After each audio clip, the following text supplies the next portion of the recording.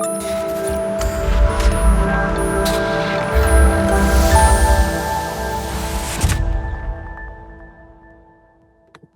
right, well, we are gonna get started here. It's just about a minute or so after 7 p.m. First, let me introduce myself. My name is Rick Suarez, and I want to thank everybody for joining us for this Advocates in Esports program that we put together for this evening.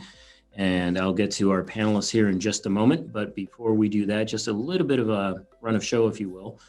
Anyone that has questions, please, I would ask that go ahead and feel free to go ahead and type them into the chat. And at the very end, we will certainly cover all of those one by one. I personally will be here for the entire evening. I know we're committed to about an hour's length of time. So depending on how many questions come in, we'll see how that all goes, but we will make sure to get to each and every single question for you. So that being said, thank you to all of the panelists for joining us here this evening, taking a little bit of time to help us all get a better grasp and a better understanding of the esports space. It's been exploding for quite a few years now, and I think all of you have separate different touch points as to why you're in it, why you like it, and what your perspectives are. So without further ado, I'm going to introduce you all. First, Ms. Shae Williams, who is the co-founder for the Coalition of Parents in Esports, otherwise known as COPE. Good evening, Shae. Hope you are doing well. Notice how I turned that around and made you first there. Next, Dr. Katrina Adkins, who is the Senior Program Director for K through 12 higher education for a company known as SHI. Welcome this evening, and again, thank you for joining us. Gerald Solomon is the founder and executive director for NASEF. And Gerald, thank you again for joining us as well. And last but not least, Mike Aguilar, who is the director of esports for Oklahoma University, OU. Thank you, Mike, again for joining us. So we're well represented around the country. I think Katrina mentioned she's in Illinois tonight, Gerald in Santa Fe, Shae's over in Texas, and Mike, of course, in Oklahoma. I'm here in Charlotte, North Carolina. So collectively, we've got it all covered. So without further ado, let me tell you just quickly a little bit about myself and Stay Plugged In. Again, my name is Rick Suarez. I am the managing director for Stay Plugged In here in Charlotte. And my story is a pretty straightforward one. I'm a traditional sports guy through and through, played baseball my whole life, played at the collegiate level. I have 3 children. My oldest is also into traditional sports, as is my middle, as is my daughter, who's the youngest, and she's by far the most athletic in my family. But my oldest son really got into gaming in his college years. And I sincerely wish we had a time capsule where we could go back 5 years, 6 years, and that all of these esports explosions would have happened then, and he would have had some of the opportunities that weren't available then, that are slowly but surely becoming more and more readily available now. Because that's the course he absolutely positively would have chosen for himself, as opposed to playing sports, traditional sports.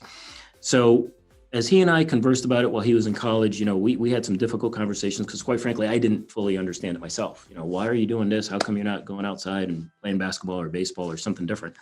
So rather than constantly have that conversation, I decided, let me do a deep dive. Let me try to find out more. Let me educate myself. Let me find out why my son is so passionate about this, to understand it better. Obviously, there's a lot of stigma attached to video games in general, and I'm guilty as charged. That was me, kind of, what are you doing? It's a waste of time, et cetera, et cetera. So 4 or 5 years back, I really started to have a lot more conversations with a lot of intelligent people that had been in the space for a while and had done some really great things. People similar to the folks that are on the board here this evening. And I found that there was a significant amount of opportunity if done correctly.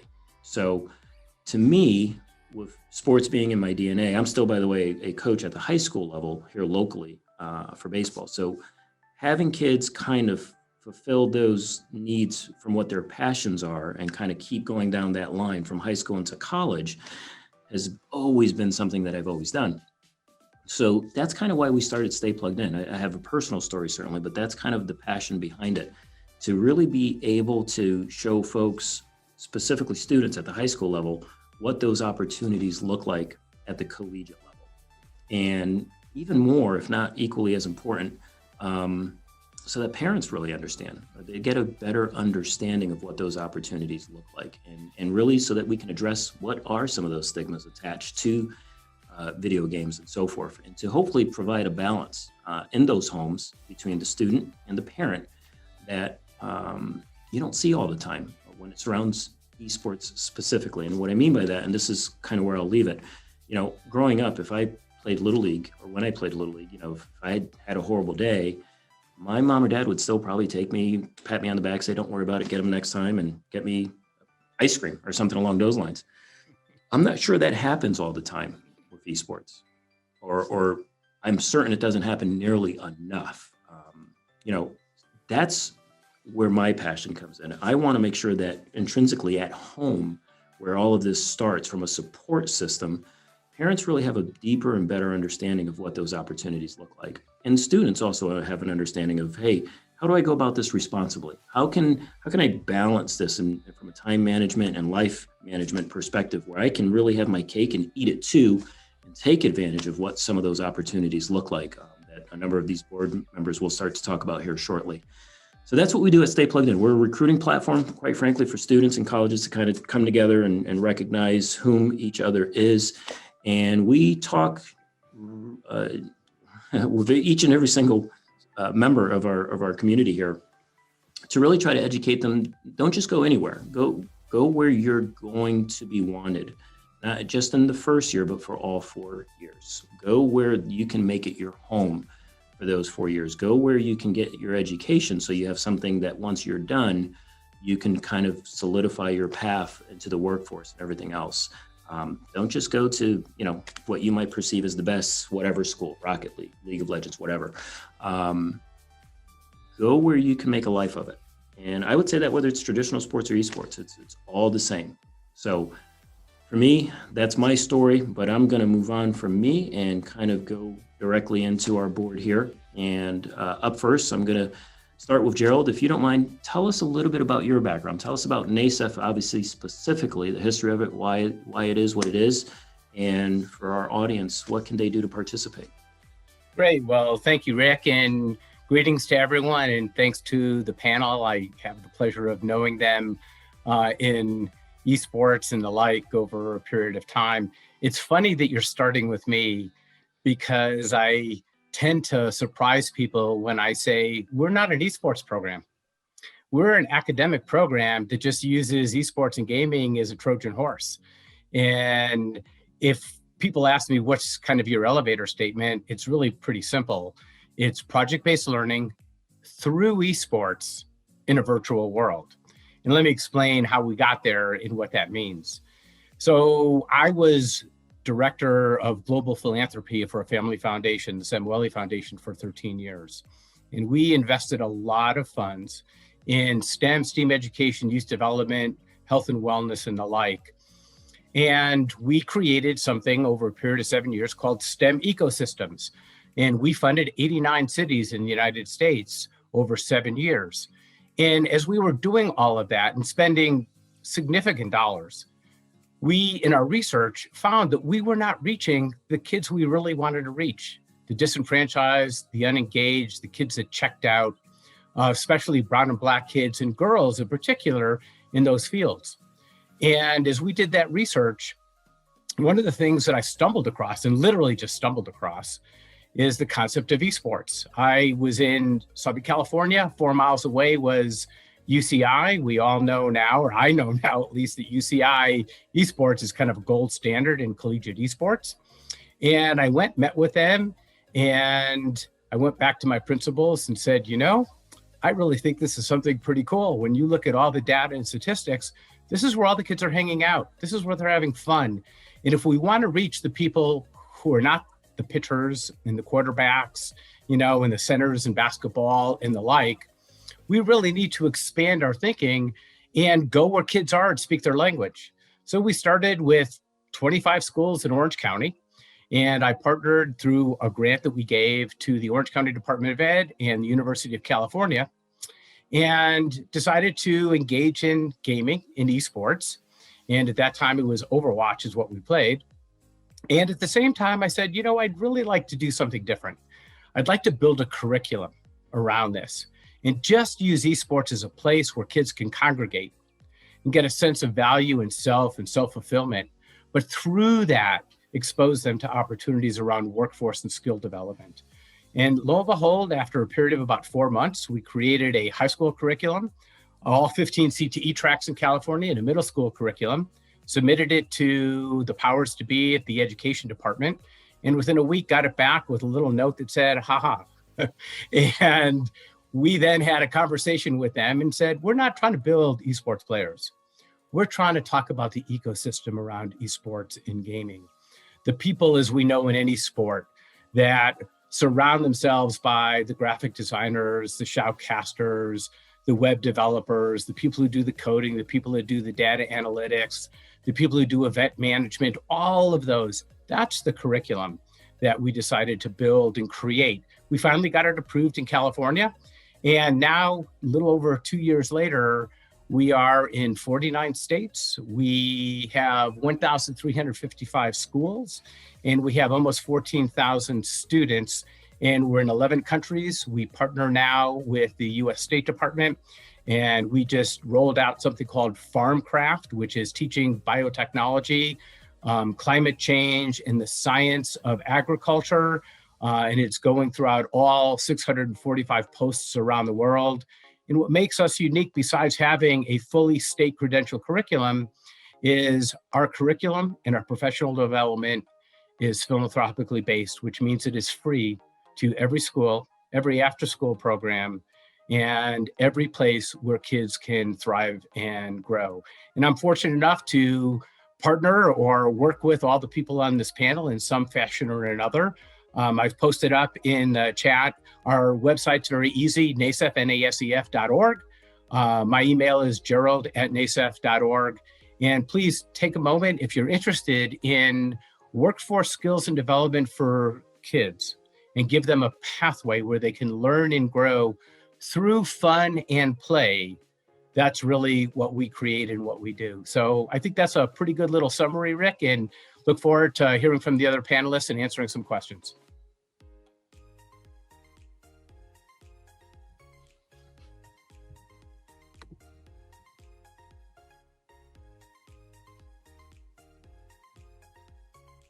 Rick, I think you're on mute. You are absolutely correct. Technology, that's what happens when you age. Anyway, I was just going to say thank you very much for that information, Gerald. We already actually have a question for you on the chat, so we will get to it again at the end. Anyone else online, please feel free to continue to type out any questions, and we absolutely will get to each and every single one. Up next, Mike Aguilar, if you could, please tell me a little bit about OU's program, and even more specifically, what scholarship opportunities are out there in this broad space collegiately for emerging students looking to play esports at the collegiate level? Absolutely. So I do want to tie right into NASEF, and really what Gerald and NASEF represents is that first kind of pillar of infrastructure that is absolutely needed to continue to elevate the collective of all energies, whether that's the pro scene, which was kind of the predate and everything that was done before. So we kind of reverse engineered this entire industry, and now we're building the professionals that want to be in this space. And so NASEF is extremely important to that pipeline mission and supporting of youth, because this topic is extremely marketable post-graduation of high school. Never mind higher education. You also have career techs that are starting to activate in this space as well. And I really wanted to preface that because my presence here in higher education is one path. It's not the only path, it's one path. So for the University of Oklahoma, I started development in 2016, and we looked at a very similar holistic approach of where do we meet our students? Where do we meet the mission of the university, and where do we meet the demand of the industry and what we can forecast in it? So we built a community first and foremost on OU's campus that is now pushing closer to 1,800 members as the largest student organization on the entirety of all of OU's campus and 3 different campuses combined, with representation from every demographic that you can define, whether that's gender-based, heritage-based, religious-based, discipline-based, in-state, out-of-state, undergrad, post-grad, doctoral. All of it is represented. And that shows the power of the equalizer of this topic overall. Now, what we wanted to do to get past that community component is, one, create that safe place where everyone can be a part. If it means joining the community and just lurking and just being that introvert that a lot of the gaming community is, it's welcome. Culturally, that's who we are. and then you can consume the content that we put out at your own rate. But the step past that is then referencing what the pro sector and the professional industry was doing. Not necessarily just pure companies like Cloud9 or TSM or 100 Thieves, but also what we were seeing in the industry overall. We're seeing a lot of businesses start up that are teaching STEM and esports type classes. We're seeing infrastructure in K through 12 grow even further, and everything in between as we support the more broad stroke of what we can do. So we identified 6 main pillars of development for us. And the first one being leadership, because without leadership, you have no organization. But that doesn't mean you're just a leader and you call yourself a leader. What does that mean?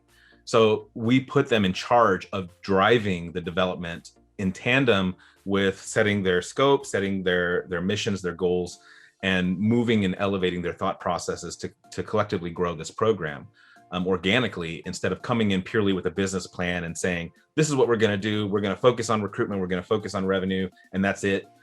We're going to do all of it. We're going to explore everything and see what evolves that speaks to, one, the industry need, the mission of the university, and the culture of the students that we currently have at OU. So the first pillar of leadership is designed to be the head of the other 5 pillars and also steer the ship, making sure it's culturally relevant to the students that are currently at OU, as well as finding and growing those opportunities and that future workforce, both for the needs of OU, but also post-graduation, and plugging them into career service pipelines. The second pillar, community, focuses on providing activation and events for students, very similar to what you would see in a student life or, social mixers, anything, where maybe on a Monday, it's an Among Us night to help just break the ice, which definitely speaks to a broader demographic breakdown versus something that is more like Call of Duty, which is controversial, or Overwatch, depending on who's the audience. More specific demographic. So the goal for that was to cater to all types of gamers, regardless of what they played. If we saw the interest in our student populations, we spun up programming. So that way we could cater to the more casual, the more competitive, or a blend of in between. And then you can come and go as you please. The other side of that is philanthropic in general. Reach out for K through 12, do a lot of fundraising events to help start growing what they're actually learning in that skill set through execution is how to be a good tournament organizer.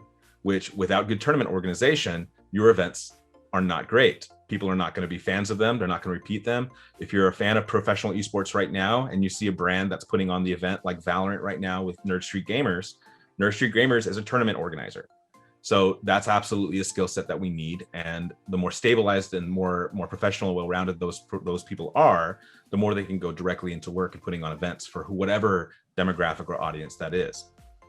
Third pillar, news and media. We had to advocate for ourselves because we were so ahead of this curve. We had to be our own ESPN, our own Kotaku, our own media outlet in general. And so SoonerEsports.org is a media outlet where students do opinion pieces, they do event coverage, they create media that can function as documentary or documentation in general of things that we've accomplished. Again, a need that we have in the space, because if no one's highlighting the stories of athletes, of programs, of initiatives, of conflict, then no one has the opportunity to be a fan, care about it, or advocate for it either. And this correlates just in the general of way that we look at sports entertainment overall. A lot of people know the names like LeBron James or a Kobe Bryant or a Michael Jordan. However, would you have known that if nobody was telling their stories? So that's the purpose of that and a sure fit. Now that team also gets sent out or will be sent out to things like conferences once we're past this pandemic, or at least more stabilized, to things like conferences, E3s, Comic-Con, BlizzCon, AnimeCon, because that's industry news, that's cultural. And that's another extension of what we can do to help build their resumes and build their experiences. Then we move on to production. Production, putting on that showcase event, the announcers, the people that can do play-by-play, real-time coverage, emotional draw, tell that story, produce those analytics in real time, provide some narrative in real time. That's the power of what esports represents, because that's the core thing. Without that production piece, esports is just gaming, because nobody can watch it, nobody can touch it, nobody can be a fan of it. So that allows you to sell sponsorships, sell activation, sell opportunities for investors or supporters of your brand, university, or program to help stabilize the operational costs of that organization. Move on into streaming entertainment. This is the fun one for us. This is how do we build the next influencer style streamer, the next Ninja, the next Pokimane, the next Dr. Disrespect. And a lot of that is obviously charisma. A lot of that is naturally just individual talent. However, a lot of the other parts can be taught, the technicalities of understanding how to do production on a singular basis, understanding the importance of continuity and representation of yourself, proper business acumen and understanding your own power of your brand and voice. And so we mentor students to understand how to do that respectfully and responsibly with an OU brand over their head and endorsed. And then finally, naturally, compete for the university in different titles. And every university is a little different, but for us, in fact, tomorrow we announce our scholarships for OU, but our first 4 titles will be League of Legends, Valorant, Rocket League, and Overwatch. And so all 6 of those pillars are scholarship opportunities for us. So that means that we are going to be looking for that influencer style streamer, that producer and the broadcaster, that news and media journalist, that community TO, executor, and that leadership to help further build our program out and provide those absolute opportunities of impact for youth that do have those passions already to help augment their cost to get an education. Awesome. Awesome. I like how you started with leadership as that first pillar, and really you got to the competitive side of things almost towards the end. It all kind of takes care of itself. So obviously done a fantastic job there with the Oklahoma University program, and looking forward to hear about your announcement tomorrow. I think I know where you can find some players, just FYI. Anyway, as we move forward, Dr. Katrina Adkins, you tell us what services does SHI actually provide, and how can the K through 12 system do more to support esports at an early age? Yeah, so thank you so much for having me tonight. I just want to kind of preface all of that with saying I come at esports from a few different directions. So obviously, gamed when I was growing up, and then I was a teacher, and I started teaching kindergarten, 21 years ago, and taught anything from kindergarten through higher ed. But in my classroom, I always had a gaming station, and little did I know it was going to turn into what esports is now. But it was something that I thought was important for the students in my classroom, to bring some sort of gaming in and know that they're learning from that. And so, I had fun with that, and everyone looked at me like I was absolutely nuts. But, then years after that, had my 2 kids. My son's now 17, my daughter's 15, both of which are gamers. And my son started, years ago, and, started on Twitch and started, his YouTube channel and, gaming with kids all over the world. And I thought, wow, what a great learning opportunity. And then I had my own mom saying, oh, you shouldn't be letting your kids game like that. And and it'll ruin them, and they'll have bad grades and this and that. And so, of course, now as a mom, everyone thought I was crazy. So I am so fortunate to now be in this ecosystem and community with all these supportive educators and people like yourselves that are on this call, wanting to learn more. It's been absolutely amazing. And to now be in the position I'm in at SHI, helping to support K-12 and higher education, it has come full circle. And every day is, I can't believe that I get to talk esports every single day with customers. So with all that said, at SHI, every single day I'm on calls with K-12 folks, as well as higher education, with partners, with, vendors, everyone. And so just to talk esports, and conversations between K-12 and higher education, differ in a lot of ways, but they're also similar in a lot of ways. And this goes back to kind of what Mike was talking about. As I was thinking about the panel tonight, I was putting together, what all do I want to make sure I, say about K-12 and higher education? And the very first thing that I put on the list was not the word leadership, but it was the word champion. So whenever I talk with schools, they say, how do we start? How do we, do esports? How do we get into this?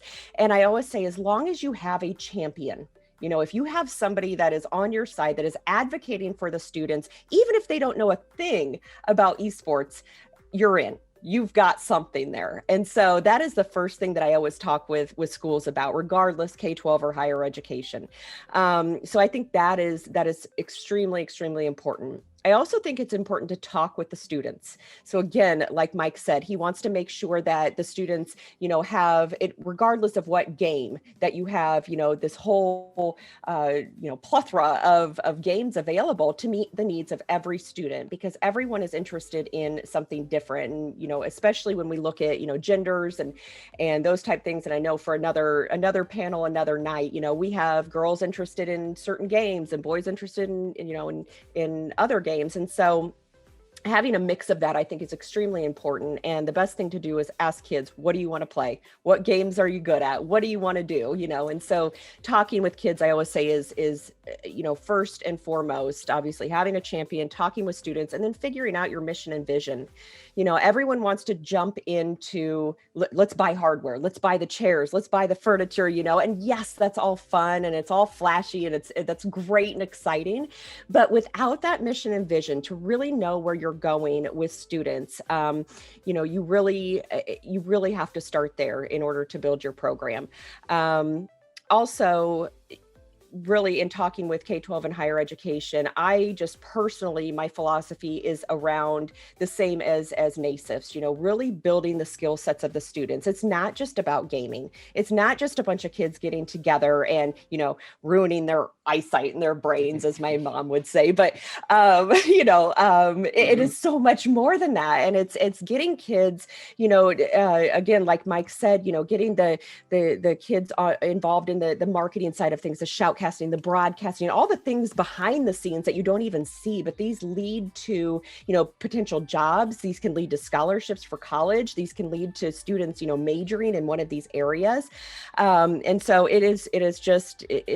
it's wonderful just to be a part of this and hopefully changing the lives of students in K-12 and higher education. But to answer your question, on the side of SHI, we do anything from, every single day, from providing, consultations around esports, how to begin, what organizations to be a part of. In the world of esports, and especially in scholastic esports, there are so many organizations. It's kind of the Wild West out there, and there's so much going on. And so what do we really want to look for in an organization, in a league, in a program? What do you want to do for your students? Which of course goes back to your mission and vision. We also, provide curriculum for schools. We talk, educators through that. I'm also extremely active on social media, whether that's, Twitter, LinkedIn, Twitch. I'm in so many Discord channels. I don't even, can't even count them now, but, I'm very involved with what schools are doing. I want to see, what students won this, tournament and what's going on out there in all sorts of different games. It's important to me to stay connected with schools. And so I do that just personally, and I get to do it professionally, which is, a bonus. But SHI also launched Battle Academy at the end of, actually in November 2020. And it's a tournament for K-12 and higher education. It's free to enter and all kinds of scholarships and prizes. And we awarded schools, a free lab. And so, it's really exciting to get to help schools. We also help schools with grants, seeking out grants to fund their initiatives and fund their programs. That's something that's very, very important right now. And then we also recently partnered with Garden State Esports, which is a NASEF affiliate. And so it's super excited about that. And then my personal pet project, and this is me kind of putting my teacher hat back on, because I always miss the classroom, miss the kids. I just started an affiliate for the state of Tennessee, which is called Tencel. And so gathering up our, esports schools that are in the state and hoping to make a difference for the state of Tennessee. So again, thank you so much for having me here. And, it's been an honor to even be on this panel and be amongst all of you. So pleasure to have you. Obviously, super excited about your program and what you have to offer, and hopefully for those watching to see what some of those resources look like that they could potentially take advantage of as well. So thank you. Shae, tell us a little bit about the services that COPE provides and how can parents do more to support their children with their love for gaming. Tell me a little bit about that. Okay, well, like Katrina, I'll start off with how I got here. So I actually, like many parents in this space, I got here because of my child's passion. And I was a parent who introduced my kids to games at a very young age. I come from software, so my kids were playing Roblox and Minecraft and all of those things really young. And we also introduced Halo and other games, at what we considered age-appropriate times. But what really amazed me is that, my son was heavily involved in all kinds of sports, and I kind of saw myself as a mom who was taking around all these activities. But where he really seemed to have a passion was when he came home and he unwound with his friends online. And he would sit in his room and he would play games, and he was connecting to all these people through Discord and through the games. And so that was really fascinating watching him learn that part. But then when Fortnite came along, he actually found a game that he was competitively really good at. But, just like any parent, I didn't really understand what that meant. I thought, oh, that's great. You won something fantastic, but I didn't really think about it. I had no idea really what esports was either. And I had no idea what all was available for him. But finally, after begging and pleading, to focus on this, I finally relented. I finally said, okay, let's look into this. You've done well. Let's see what's here. And I finally decided I'd look for an online, school program. So I did pull him out and I did start homeschooling him. And I gave him the opportunity to start focusing on it. And what I found is that he was, not only was he getting good at something competitively, but he was learning so many other skills. He had started his own Twitch stream. He had branded himself. He was creating all these other things. He was networking with people, all over the world. And so I was completely fascinated by that. But where it really changed for me was when I started going to LAN events with him. And that's where my eyes opened up. I'm from this, the .com boom, and I always compare this to what it was like for me in software at that time.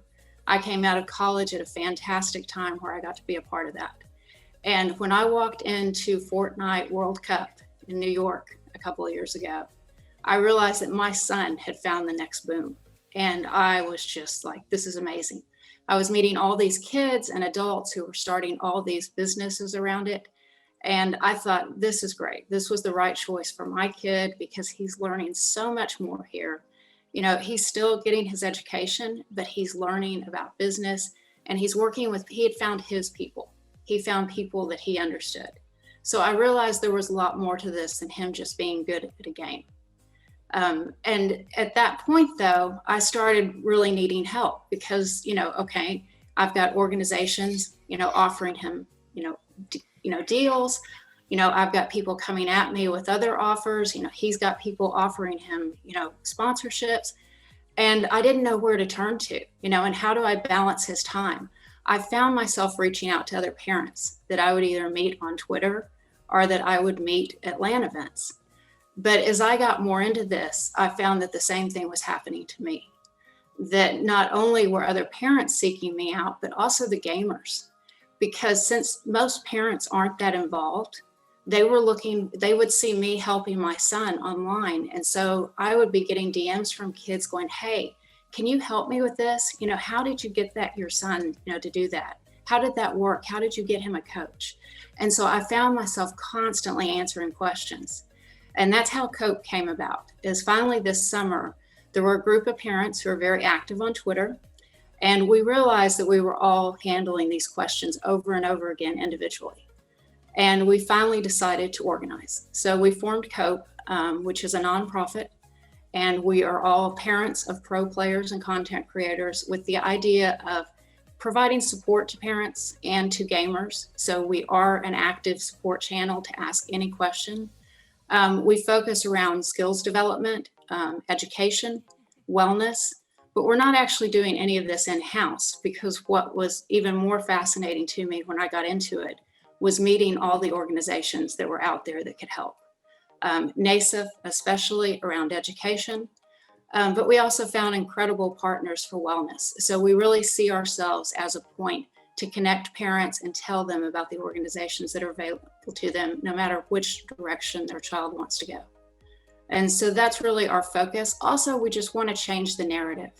We want the media and we want other parents to realize that there is goodness here. There are career paths, there are education paths, and we wanted parents to see the positive. And when we, both Mike and Katrina talked about that one word, my one word is involvement. Every activity is more positive for your kid if the parent is involved. So our biggest thing is teaching parents how to be involved. How do you cheerlead? How do you cheer your kid on here? How to cheer at a Little League game. How do you cheer them in esports? So that's our big goal. Awesome. Awesome. Thank you. And again, for everybody out there, if you want to start sending in some questions, please feel free to do so. Got a couple that have come in our Discord channel as well. But my own personal question, I have to ask this because this is a challenge I run across every day. So just want to hear your perspective. Shae, you just kind of alluded to it as you finished up there. Obviously, there's stigma attached to playing video games, et cetera. So for you specifically, because you deal with so many other parents, how do you facilitate having them get involved? And here's what I mean by that. We grew up with baseball and basketball and football and all the other sports, right? And esports is still in its infancy. I kind of look at it as, imagine the first person that invented football, and 2 years into it, he's trying to convince everyone else, hey, trust me, go down the field and I'm going to throw this round ball. You guys got to come out and watch this. This is awesome. They're going to look at him like he's nuts. Like, what are you doing? But I think that's where we are to a degree with esports. So kind of getting through the stigmas that may be attached with esports and really helping them to understand that. What are some of those conversations like for you? Well, it's actually really interesting because when I try to talk to the kids, they want me to come talk to their parent, convince my mom that I need practice time, convince my mom that I need this machine, whatever. And I say, well, have you talked to your mom? So I first try to get them to talk to them, and they go, oh, my mom's not interested. She doesn't care about this. She hates this. And I'm like, Dad, have you really shown her what you're doing? So I actually often start that conversation with the child to say, show them what you're doing. And if I'm talking to the parent, it's really about getting in there and watching them play the game, and let them, get a Twitch account, teach your mom how to, watch you in a tournament on Twitch, if that's where it is. So, but some of the resources that we're building is just Esports 101 modules and around each of the key games, so that we can show parents what they can do, and also showing them how to watch it, how to track it, and how to, watch what's going on, understand the basics of what's going on in a tournament. Of course, the best way a parent can get involved in any of the games is have their child teach them how to play the game. I think most parents are completely blown away when they realize how much skill is involved in these games. And, that strategic skill, hand-eye coordination, everything is it's mind-blowing. Yep, agreed. Absolutely agreed. And my personal favorite to play alongside my kids is Fall Guys. It's just too much fun. Sorry. But anyway, another question that just came in. How should students, and this one will be for you, Mike, how should students that plan on attending school collegiately balance esports between obviously the gaming aspect of it and the practices and everything else and competition that goes along with that, as well as school? And I'm going to expand on that a little bit beyond just the school portion, life in general, balancing all of that, Mike.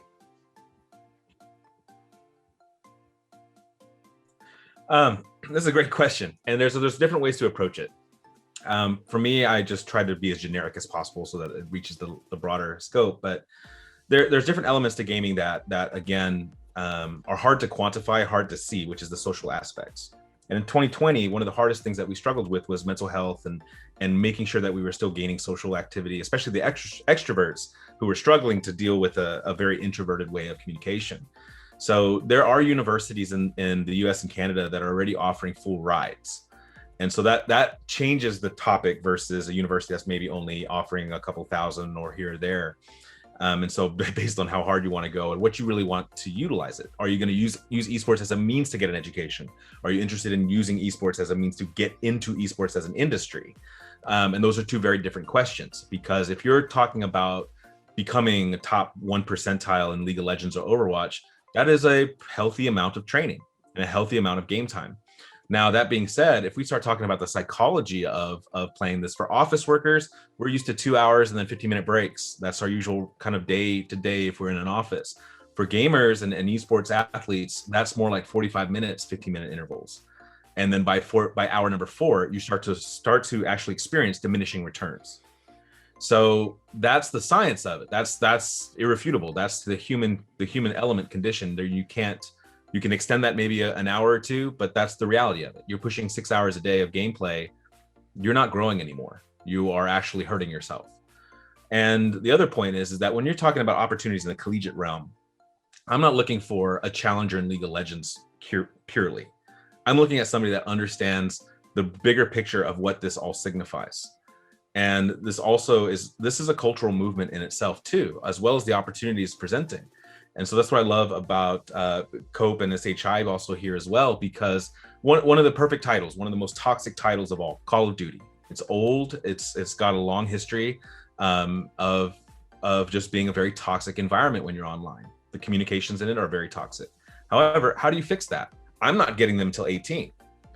So it's not about endorsing youth in the single digits to play games like Call of Duty, but providing context in that is no different than a coach mentoring a 6-year-old in T-ball for the first time, is being able to impact that context, sharing what they're experiencing, how to deal with conflict resolution, understanding emotional response versus logical response, understanding those soft skills and that's importance. That well-rounded individual is the ones that I'm seeking. So if they're challenger and they're well-rounded, perfect. But if they are pure gamer with no kind of social skills development, no well-rounded nature, no bigger picture understanding the need to be a team player, then that challenger ranking for me doesn't have as much weight, that top 1 percentile, because we need more than that. We need to be more diverse and we need to help elevate and impact society through this. You want to create more opportunities, then that means you have to personify them yourselves. And there's one thing that we always teach our leadership and students within the ranks outside of that community size, but the students that are across those 6 pillars for us, which comes to about 140 students in all, is the simple mentality of what you're building and what you're a part of. Yes, part of it is for you, but it's really about who comes after you.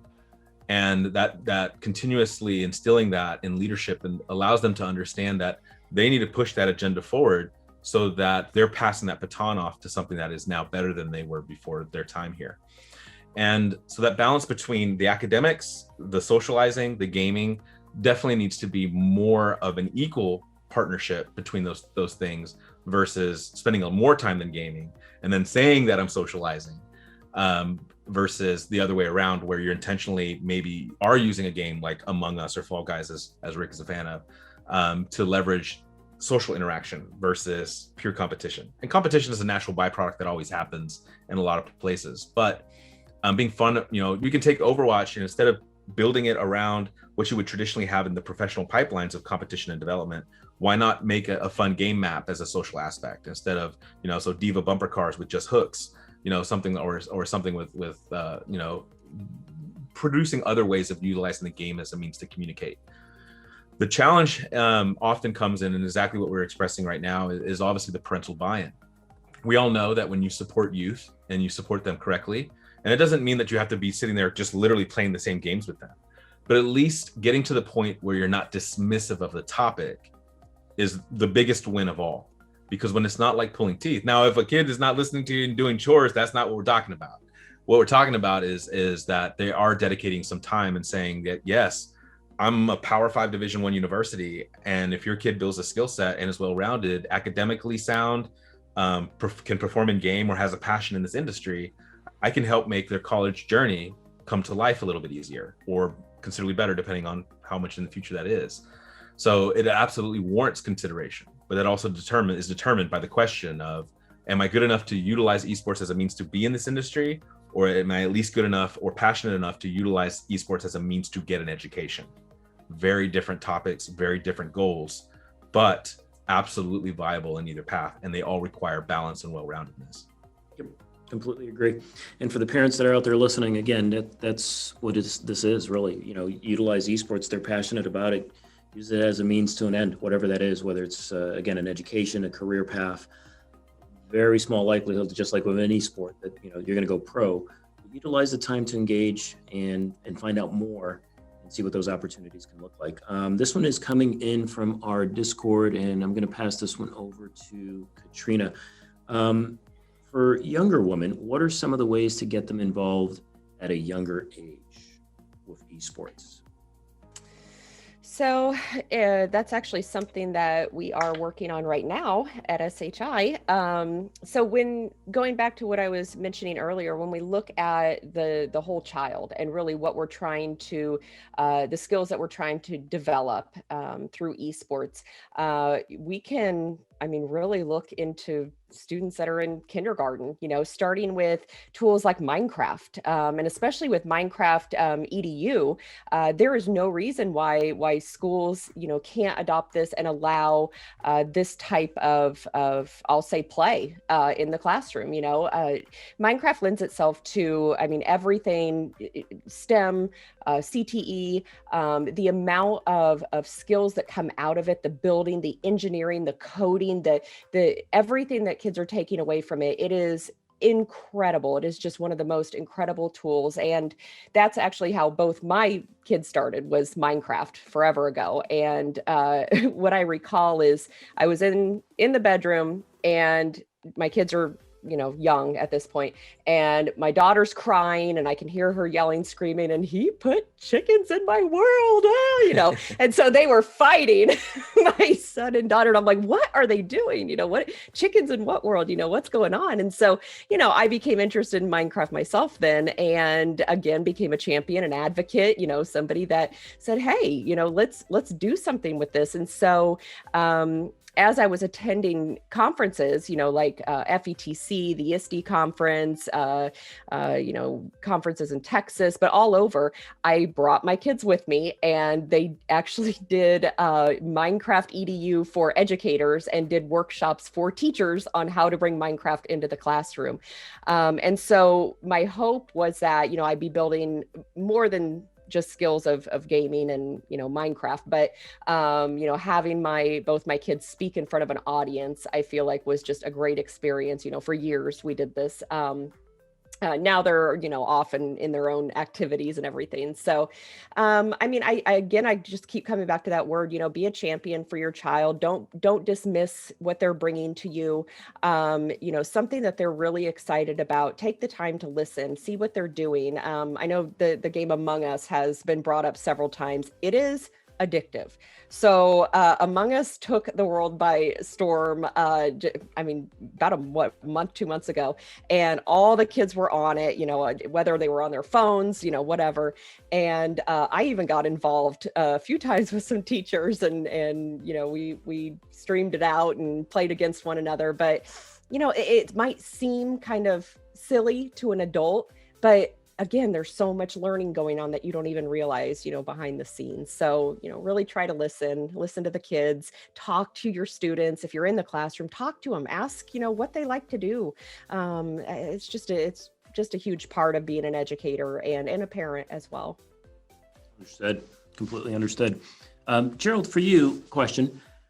There are so many high schools that do not have an esports program, whether it be a club or a varsity sport, et cetera. But so many kids, you can go to every single school, and if you had every kid in the auditorium and said, hey, raise your hand if you play soccer, you'd have a certain amount of hands that go up. And then if you asked, hey, how many of you play video games when you get home? Pretty much every hand's gonna go, right? So for a number of kids, approaching that administrative group or talking to their parents to help them approach that administrative group, what would you recommend? How should they start those conversations? What resources can they look towards? And then this is a two-part question. So that's the first part. And then secondarily, one of the things I'd love to see at the high school level as it continues certainly to grow, I know, for example, on the baseball field, we by far have the team that we want to beat their brains in each and every single time because that's our biggest rival right up the street.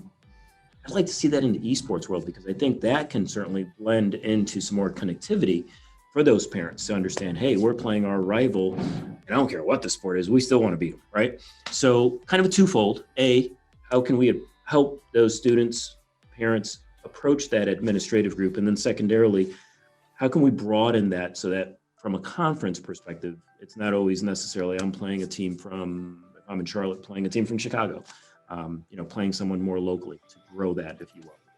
Yeah, good question, Rick. I'm going to answer it in kind of an indirect way. And again, let me go back to my comment originally, and that is that we're an academic program that uses esports. We're not an esports program that just tags in academics and learning. So when you go to a NASEF program, what we try to teach our affiliates, like the one we're doing with Katrina in Tennessee and our work with other affiliates around the country, we're not about a parent or a teacher or an administrator coming into a room in watching 6-on-6, 5-on-5, 3-on-3, 1-on-1, etc. We try to teach all of our clubs and affiliates a different way of presenting, which is unique and also something that resonates with teachers and parents well. So when you go into a NASEF competition, you see the kids playing and competing, but you also see the artifacts of learning on the curriculum that we teach. So to do an effective NASEF competition at a club level, a school level, a regional level, whatever it may be, the artifacts of learning are as equally well demonstrated. We have what are called beyond the game challenges, which are part of the competition, so that the people who are building out the logos and doing the logo development have to showcase their work. The people that are doing the event management showcase their work around how they built out the competition platform and what they've done. The people who've built out their computers actually are showing the artifacts of how they built that and what they did with it. Those that have taken down the data from a League of Legends game will actually show the statistical analysis that they've used in order to improve their play. So when you walk into a NASEF club activity or a tournament, you actually see education and learning. You don't just see kids playing kids on the computer. We value those learning pieces as much as we value the competition piece. So when it comes time to talk to the administrator, or it comes time to talk to the parent or the teacher, when they go into a NASEF competition, they go, wow, I see what is happening. Not every parent is going to do like some of the folks here have done, who will sit in and watch what their kids are doing and engage directly with them. But when they can go into a NASEF facility and program or a school, and they see all of the learning that's happening, that really makes a huge difference. And at that point in time, that light bulb for the parent or the educator goes off. And especially then when we tie it into 3 years of research by the University of California that has quantitative and qualitative findings about impact on STEM and STEAM attributes, characteristics, learnings, social emotional learning skill development, like Mook talks about with OU and what he looks for in, the competitive player. Those are the kinds of things that are both differentiators for us, but also the way to really showcase to a parent and to an administrator that there's something more than just playing on a computer. Understood. And again, if you use foundationally correctly, it's such an advantage to have as part of your gaming / curriculum, if you will, at your school. So question here back on the board. If we go to college for esports, would we be able to do other sports? Mike, I'm going to flip that one over for you to hit it. Sure. So the quick answer is maybe. And it really determines on the classification of this university. If we're talking about Power 5 Division I universities like an OU, a UT, a UCLA, an Ohio State, a Utah, more than likely the answer is no. And that's because of very stringent NCAA regulations over student athletes and what they can be awarded, given, and basically just how they're catered to. So, for instance, I couldn't give you a jersey that's paid for from the university because you're under NCAA regulation, and it has to be completely documented very, very well through those pipelines to stay compliant. Sounds silly. We all agree. NCAA is kind of silly sometimes, but in a lot of ways. But when we talk about esports exclusively, there is no NCAA. So that's where we have a lot of freedom in it. So yes, it does create it. Now, being a member of the community, still doing and gaining experience and stuff like that I wouldn't be opposed to making exceptions, not because of any one reason or another, aside from providing an opportunity for a student to still do something else. And at the end of the day, you still have to have your interests and your passions catered to, even if you're in a student athlete pipeline traditionally. And so what that would look like is, that would essentially be that scholarships are off the table, but you could still be on teams. Being a part of the programs of the 6 pillars could still absolutely be feasible without any of the incentives that we have on it. So it sucks, literally sucks to even say it that way, but that's the NCAA is doing in athletes compliance and the way that they do that. But I wouldn't exclude a student, a traditional student athlete from being involved in a program. That would not be conducive to what we're trying to build. But there's a lot of weird compliance issues with NCAA Division I athletic pipelines. Now that regulation does change depending on Div 2, Div 3, NAIA schools or community colleges as well that don't have those athletic concerns at all. But again, it depends on where you're entering in, and that's just got to be a conversation that majority of the universities wouldn't even know how to even answer yet, because they haven't had that exploration.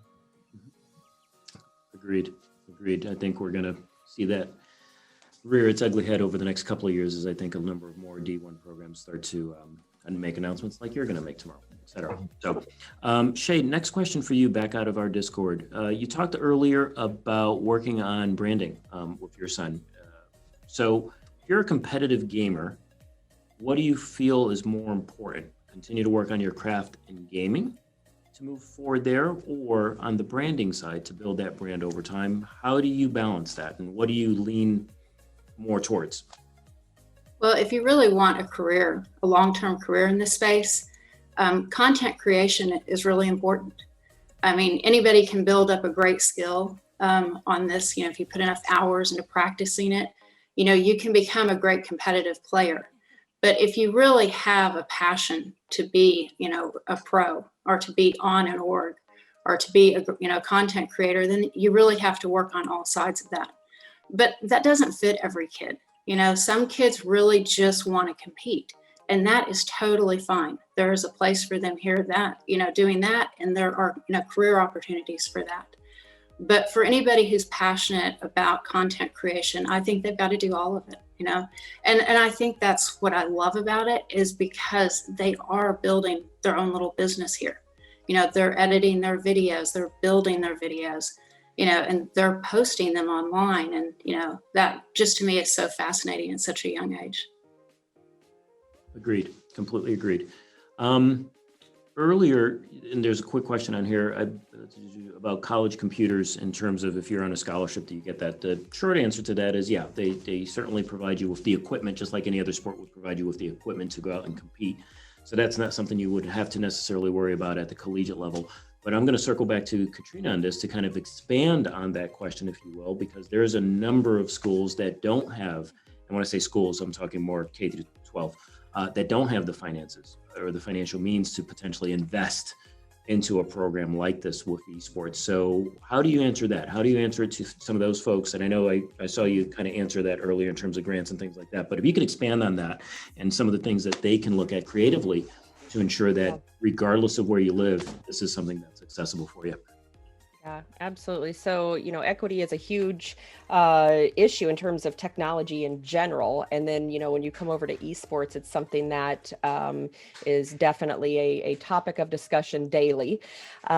So at SHI, I mentioned earlier that a lot of schools, they only think about the stuff, the hardware. And again, yes, it's so much fun to outfit a space with the hardware, with the peripherals, with all the flashy, all the lighting and everything. And we do all that. We build full arenas for colleges, universities, K-12s, and I love that part of my job as well. But every day I'm on calls where funding is an issue. And, one of the great things about SHI is that we partner with the grants office to find grants for schools that can't fund a project like this. Now, if we run into a situation where, a grant cannot be obtained and the funding is just not there, there are still so many options out there. Right now, so many schools have, Chromebooks. If we just look at Chromebooks, I mean, you can run Minecraft EDU on a Chromebook now. We have other schools that just have Switches, other schools that just have PlayStations or Xboxes, or, some kids bring in their own stuff if they have it. And, schools have kind of figured out a way to make it work while putting in place a 3 to 5 year plan to hopefully start to build out, their esports programs. So I often tell schools, if you can't have everything at once, which is pretty likely, let's let's talk about it in phases. What would you like to see for phase 1? How can we just gain interest from the students and bring them in, and then we can look at phase 2 and obtaining a space, building something out, adding in hardware, so it's a process, but it's definitely a fun one. And it's one that, a lot of people have to be involved in, but definitely, getting the students involved, the parents involved, teachers involved, it's definitely key to getting something started. And the community too. Sometimes we even have, community members that'll fund programs like this, especially when they understand the STEM CTE side of esports, when they know that it's bigger than just, playing games. Agreed. Completely agreed. Okay, so I am going to start to wind us down. We have a couple more questions on the Discord here, but I'm going to give each of you an opportunity for a parting shot, if you will, and kind of go from there. So last quick question on here. It just talks about, let's see, how do you see other Division I schools headed in regards to varsity esports in the coming years? First of all, that's a great question. Mike, I'm going to shoot you that one back. To you for a second. So we're kind of rare as a collective. I think there's less than 10 fully institutional supported D1 schools, or at least Power 5 designated D1s. So the more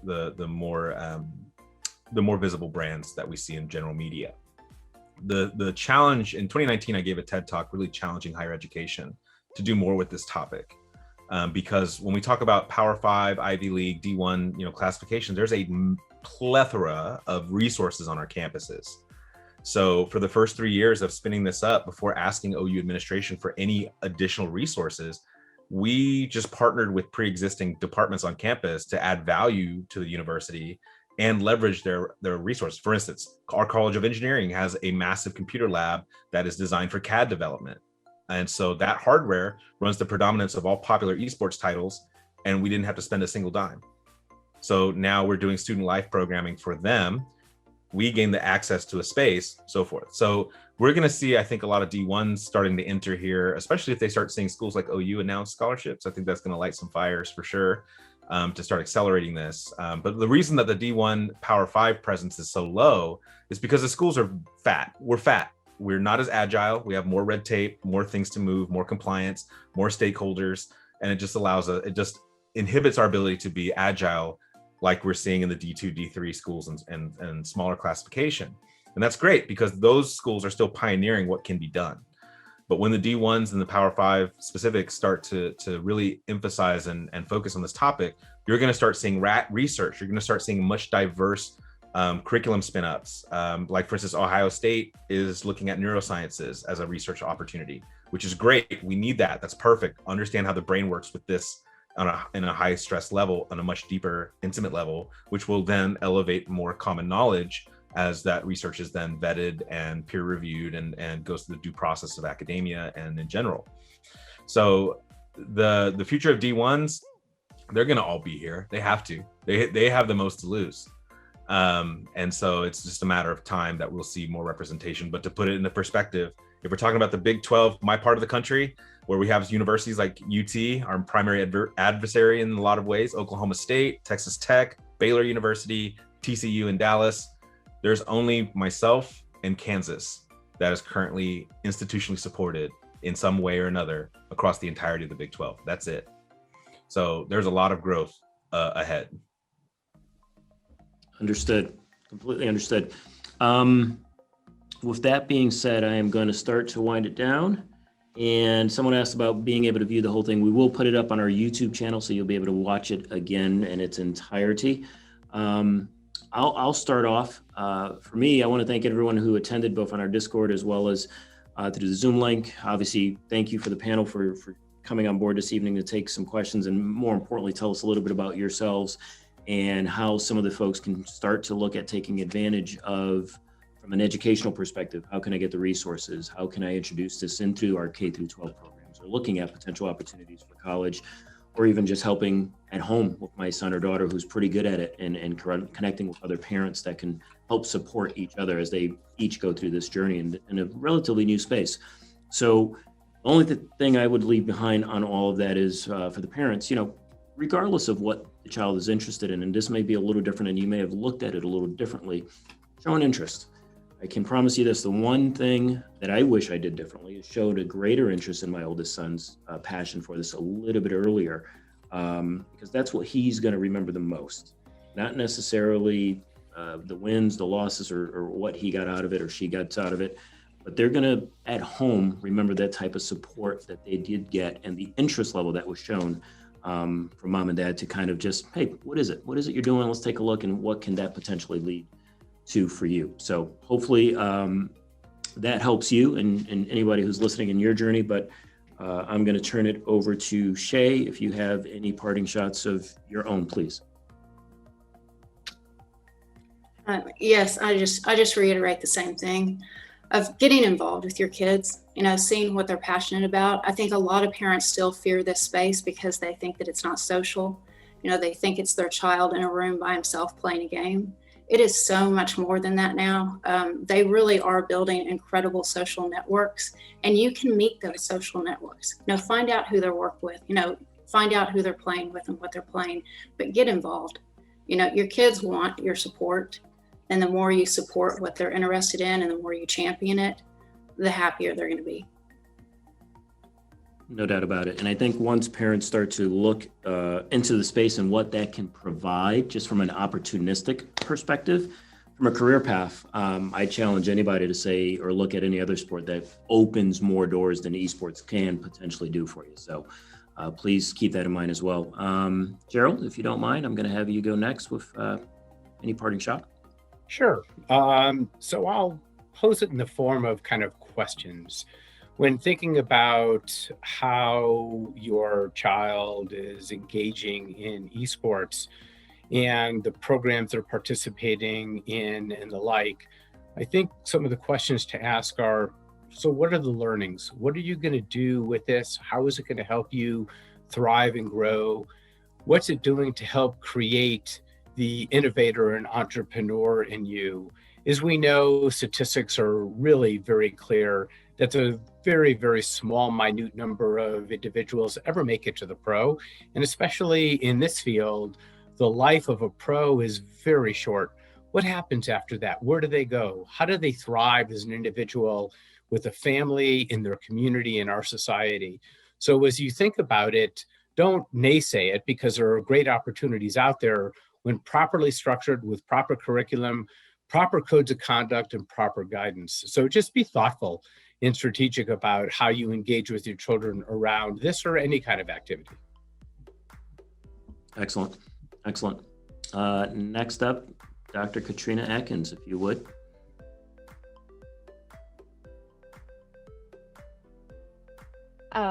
Yeah, I really just kind of wanted to point out how many students we have in this tonight. And it's absolutely incredible that so many joined us and have so many great questions, which tells me that we need to be doing this more often and answering these questions for not just parents, not just educators, but students too. They want to know, what is this path? What am I doing? How do I get there? So I'm really, really thrilled to see that. It's absolutely fantastic. Other than that, I mean, obviously I echo everyone's, remarks throughout. And again, just what a pleasure to be here tonight. So hopefully we all get to meet up again. And if anyone on the call, needs anything from SHI, from myself, I'm more than happy to help. I put the website in the chat, but shi.com/esports, and would be happy to help find grants or build out your space, whatever you need. Awesome. And last but not least, Moog. Yeah. So one of the things that I always kind of drive home as a narrative is that, esports does present a lot of opportunities, and Path to Pro is one of them, but diversifying your skill sets is still more important overall, because that Path to Pro, if you have it, great. But if you can take that skill set and cultivate it into casting or production, or cultivating it into covering those events, or putting on the events in the first place, you're exponentially more marketable at this current juncture, where that path to the pro is definitely not as strong as you want. There are examples of collegiate athletes that do make it into the pro competitive rosters, but that's still just starting. So that leaves an opportunity for you guys to also explore what degrees would you want. And even with that being said, yes, I'm higher education. This is where opportunities in like career techs come into play too. Career techs have massive, amazing creative media production and media kind of emphases. And a lot of you have access to those things, but you're not looking at it in that context. You learn how to do video editing and production and overlays and infographics really, really well. But what are we watching on Twitch? If it's not, that's 50% of the job right there. So regardless of where you choose to go to school, if you choose to go to school, be intentional, make sure that whatever you're looking for speaks to you on a much deeper level than just saying, I'm gonna go play League of Legends and OU. No, if that's what you're here for, I honestly am gonna try and say, what else about OU speaks to you? Because you need to have other interests, and you need to make sure that you're exploring other things and using college as an opportunity to also grow yourself on multiple fronts, not just gaming and esports. That way you have more things to talk about, more things to explore, more things to tab your interests. And we've all been really, really bored in 2020. So that's where it's important to have those diverse interests so that you can have a hobby, so that you can have something that can be a disconnect. Because if you start to focus on path to pro in esports, it stops being a game and it starts to be work. And then at that point, you need to disconnect from what used to be your disconnect. So be intentional with what you choose to do in life, and wherever you go, let it speak to you on multiple levels before you decide to commit. Agreed.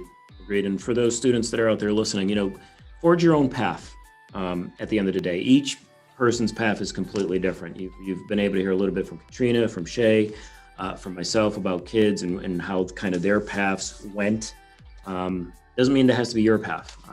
Find your passion, focus on that, talk to your parents, get them involved, and follow that path. So with that being said, I'd like to wish everyone a good night. Thank you all from all around the country for joining us once again. We definitely will do some more of these advocates in esports. So I'm looking forward to chatting and learning even more from all of you. So I appreciate your time. Stay safe and stay plugged in. We appreciate your time. Thank you.